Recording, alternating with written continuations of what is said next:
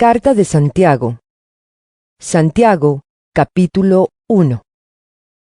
Santiago, siervo de Dios y del Señor Jesucristo, a las 12 tribus que se hallan dispersas por el mundo, saludos. Hermanos míos, considérense muy dichosos cuando tengan que enfrentarse con diversas pruebas, pues ya saben que la prueba de su fe produce constancia, y la constancia debe llevar a feliz término la obra, para que sean perfectos e íntegros, sin que les falte nada. Si a alguno de ustedes le falta sabiduría, pídasela a Dios, y Él se la dará, pues Dios da a todos generosamente, sin menospreciar a nadie. Pero que pida con fe, sin dudar, porque quien duda es como las olas del mar, agitadas y llevadas de un lado a otro por el viento. Quien es así, no piense que va a recibir cosa alguna del Señor. Es indeciso e inconstante en todo lo que hace. El hermano de condición humilde debe sentirse orgulloso de su alta dignidad, y el rico de su humilde condición. El rico pasará como la flor del campo. El sol, cuando sale, seca la planta con su calor abrasador. A ésta se le cae la flor y pierde su belleza. Así se marchitará también el rico en todas sus empresas. Dichoso el que resiste la tentación, porque al salir aprobado, recibirá la corona de la vida que Dios ha prometido a quienes lo aman. Que nadie al ser tentado diga, es Dios quien me tienta, porque Dios no puede ser tentado por el mal, ni tampoco tienta a Él a nadie. Todo lo contrario, cada uno es tentado cuando sus propios malos deseos lo arrastran y seducen. Luego, cuando el deseo ha concebido, engendra el pecado, y el pecado, una vez que ha sido consumado, da a luz la muerte. Mis queridos hermanos, no se engañen.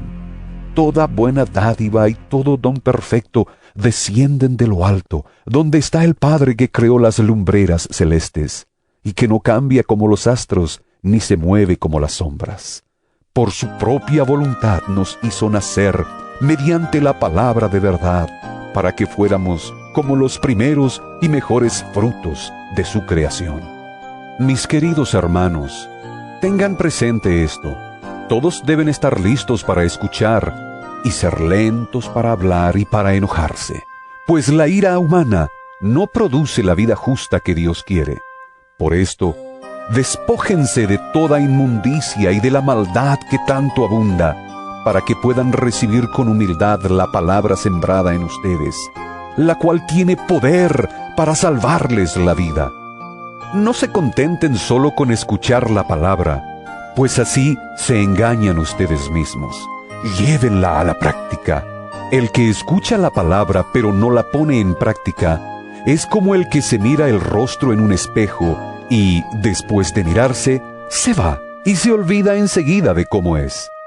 Pero quien se fija atentamente en la ley perfecta que da libertad y persevera en ella, no olvidando lo que ha oído, sino haciéndolo, recibirá bendición al practicarla.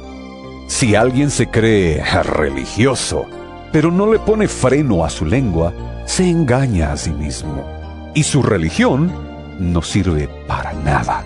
La religión pura y sin mancha delante de Dios nuestro Padre es esta: atender a los huérfanos y a las viudas en sus aflicciones, y conservarse limpio de la corrupción del mundo. Santiago, capítulo 2. Hermanos míos, la fe que tienen en nuestro glorioso Señor Jesucristo no debe dar lugar a favoritismos. Supongamos que en el lugar donde se reúnen entra un hombre con anillo de oro y ropa elegante, y entra también un pobre desjarrapado. Si atienden bien al que lleva ropa elegante y le dicen, siéntese usted aquí, en este lugar cómodo, pero al pobre le dicen, quédate ahí de pie, o siéntate en el suelo a mis pies, ¿acaso no hacen discriminación entre ustedes, juzgando con malas intenciones? Escuchen, mis queridos hermanos, ¿no ha escogido Dios a los que son pobres según el mundo para que sean ricos en la fe y hereden el reino que prometió a quienes lo aman? Pero ustedes han menospreciado al pobre.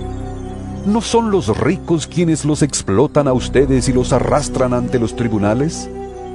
¿No son ellos los que blasfeman el buen nombre de aquel a quien ustedes pertenecen? Hacen muy bien si de veras cumplen la ley suprema de la Escritura. Ama a tu prójimo como a ti mismo. Pero si muestran algún favoritismo, pecan y son culpables, pues la misma ley los acusa de ser transgresores.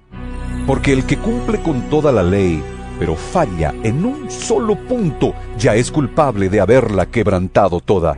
Pues el que dijo, no cometas adulterio, también dijo, no mates. si no cometes adulterio, pero matas, ya has violado la ley. Hablen y pórtense como quienes han de ser juzgados por la ley que nos da libertad, porque habrá un juicio sin compasión para el que actúe sin compasión. La compasión triunfa en el juicio. Hermanos míos, ¿de qué le sirve a uno alegar que tiene fe si no tiene obras? ¿Acaso podrá salvarlo esa fe? Supongamos que un hermano o una hermana no tienen con qué vestirse y carecen del alimento diario, y uno de ustedes les dice, que les vaya bien, abríguense y coman hasta saciarse, pero no les da lo necesario para el cuerpo. ¿De qué servirá eso? Así también la fe, por sí sola, si no tiene obras, está muerta. Sin embargo, alguien dirá, ¿tú tienes fe y yo tengo obras? Pues bien, muéstrame tu fe sin las obras, y yo te mostraré la fe por mis obras. ¿Tú crees que hay un solo Dios? ¡Magnífico! ¿También los demonios lo creen y tiemblan? ¡Qué tonto eres! ¿Quieres convencerte de que la fe sin obras es estéril? ¿No fue declarado justo nuestro padre Abraham por lo que hizo cuando ofreció sobre el altar a su hijo Isaac? ¿Ya lo ves? Su fe y sus obras actuaban conjuntamente, y su fe llegó a la perfección por las obras que hizo. Así se cumplió la escritura que dice, le creyó Abraham a Dios, y esto se le tomó en cuenta como justicia. y fue llamado amigo de Dios. Como pueden ver, a una persona se le declara justa por las obras, y no solo por la fe. De igual manera, ¿no fue declarada justa por las obras aún la prostituta Rahab, cuando hospedó a los espías y les ayudó a huir por otro camino? Pues como el cuerpo sin el espíritu está muerto, así también la fe sin obras está muerta. Santiago, capítulo 3. Hermanos míos, no pretendan muchos de ustedes ser maestros, pues como saben, seremos juzgados con más severidad. Todos fallamos mucho. Si alguien nunca falla en lo que dice, es una persona perfecta, capaz también de controlar todo su cuerpo. Cuando ponemos freno en la boca de los caballos para que nos obedezcan, podemos controlar todo el animal. Fíjense también en los barcos. A pesar de ser tan grandes y de ser impulsados por fuertes vientos, se gobiernan por un pequeño timón a voluntad del piloto. Así también la lengua es un miembro muy pequeño del cuerpo, pero hace alarde de grandes hazañas. Imagínense qué gran bosque se incendia con tan pequeña chispa. También la lengua es un fuego, un mundo de maldad. Siendo uno de nuestros órganos, contamina todo el cuerpo y, encendida por el infierno, prende a su vez fuego a todo el curso de la vida. El ser humano sabe domar, y en efecto, ha domado toda clase de fieras, de aves, de reptiles y de bestias marinas. Pero nadie puede domar la lengua. Es un mal irrefrenable, lleno de veneno mortal. Con la lengua bendecimos a nuestro Señor y Padre, y con ella maldecimos a las personas creadas a imagen de Dios. De una misma boca salen bendición y maldición. Hermanos míos, Esto no debe ser así. ¿Puede acaso brotar de una misma fuente agua dulce y agua salada? Hermanos míos, ¿acaso puede dar aceitunas una higuera o higos una vid? Pues tampoco una fuente de agua salada puede dar agua dulce. ¿Quién es sabio y entendido entre ustedes? Que lo demuestre con su buena conducta, mediante obras hechas con la humildad que le da su sabiduría. Pero si ustedes tienen envidias amargas y rivalidades en el corazón, dejen de presumir y de faltar a la verdad. Esa no es la sabiduría que desciende del cielo, sino que es terrenal, puramente humana y diabólica. Porque donde hay envidias y rivalidades, también hay confusión y toda clase de acciones malvadas. En cambio, la sabiduría que desciende del cielo es ante todo pura, y además pacífica, bondadosa, dócil, llena de compasión y de buenos frutos, imparcial y sincera. En fin, el fruto de la justicia se siembra en paz para los que hacen la paz. Santiago capítulo 4. ¿De dónde surgen las guerras y los conflictos entre ustedes? ¿No es precisamente de las pasiones que luchan dentro de ustedes mismos? Desean algo y no lo consiguen. Matan y sienten envidia y no pueden obtener lo que quieren. Riñen y se hacen la guerra. No tienen porque no piden. Y cuando piden, no reciben, porque piden con malas intenciones, para satisfacer sus propias pasiones. ¡Oh, gente adúltera! ¿No saben que la amistad con el mundo es enemistad con Dios?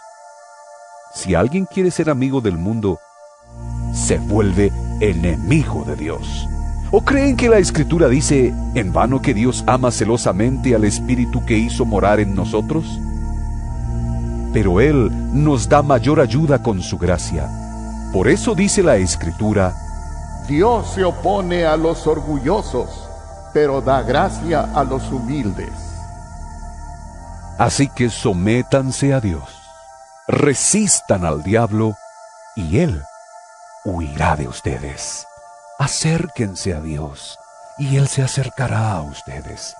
Pecadores, límpiense las manos. Ustedes, los inconstantes, purifiquen su corazón, reconozcan sus miserias, lloren y lamentense, que su risa se convierta en llanto y su alegría en tristeza. Humíllense delante del Señor, y Él los exaltará. Hermanos, no hablen mal unos de otros. Si alguien habla mal de su hermano o lo juzga, habla mal de la ley y la juzga. Y si juzgas la ley, ya no eres cumplidor de la ley, sino su juez. No hay más que un solo legislador y juez, aquel que puede salvar y destruir. Tú, en cambio, ¿quién eres para juzgar a tu prójimo? Ahora escuchen esto, ustedes que dicen: hoy o mañana iremos a tal o cual ciudad, pasaremos allí un año, haremos negocios y ganaremos dinero. Y eso que ni siquiera saben qué sucederá mañana. ¿Qué es su vida? Ustedes son como la niebla, que aparece por un momento y luego se desvanece. Más bien, debieran decir: si el Señor quiere, viviremos y haremos esto o aquello. Pero ahora se jactan en sus fanfarronerías. Toda esta jactancia es mala. Así que comete pecado todo el que sabe hacer el bien y no lo hace. Santiago capítulo 5. Ahora escuchen ustedes los ricos. Lloren a gritos por las calamidades que se les vienen encima. Se ha podrido su riqueza y sus ropas están comidas por la polilla. Se han oxidado su oro y su plata. Ese óxido dará testimonio contra ustedes y consumirá como fuego sus cuerpos. Han amontonado riquezas. Y eso que estamos en los últimos tiempos. Oigan cómo clama contra ustedes el salario no pagado a los obreros que les trabajaron sus campos. El clamor de esos trabajadores ha llegado a oídos del Señor Todopoderoso. Ustedes han llevado en este mundo una vida de lujo y de placer desenfrenado. Lo que han hecho es engordar para el día de la matanza. Han condenado y matado al justo sin que Él les ofreciera resistencia. Por tanto, hermanos, tengan paciencia hasta la venida del Señor. Miren cómo espera el agricultor a que la tierra dé su precioso fruto y con qué paciencia aguarda las temporadas de lluvia. Así también ustedes, manténganse firmes y aguarden con paciencia la venida del Señor que ya se acerca. No se quejen unos de otros, hermanos, para que no sean juzgados. El juez ya está a la puerta. Hermanos, tomen como ejemplo de sufrimiento y de paciencia a los profetas que hablaron en el nombre del Señor. En verdad, consideramos dichosos a los que perseveraron. Ustedes han oído hablar de la perseverancia de Job y han visto lo que al final le dio el Señor. Es que el Señor es muy compasivo y misericordioso. Sobre todo, hermanos míos, no juren ni por el cielo, ni por la tierra, ni por ninguna otra cosa. Que su sí sea sí y su no, no, para que no sean condenados. ¿Está afligido alguno entre ustedes? Que ore. ¿Está alguno de buen ánimo? Que cante alabanzas. ¿Está enfermo alguno de ustedes? Haga llamar a los ancianos de la iglesia para que oren por él y lo unjan con aceite en el nombre del Señor. La oración de fe sanará al enfermo y el Señor lo levantará, y si ha pecado, su pecado se le perdonará. Por eso, confiésense unos a otros sus pecados, y oren unos por otros, para que sean sanados. La oración del justo es poderosa y eficaz. Elías era un hombre con debilidades como las nuestras. Con fervor oró que no lloviera, y no llovió sobre la tierra durante 3 años y medio. Volvió a orar, y el cielo dio su lluvia, y la tierra produjo sus frutos. Hermanos míos, si alguno de ustedes se extravía de la verdad, y otro lo hace volver a ella, recuerden que quien hace volver a un pecador de su extravío, lo salvará de la muerte, y cubrirá muchísimos pecados.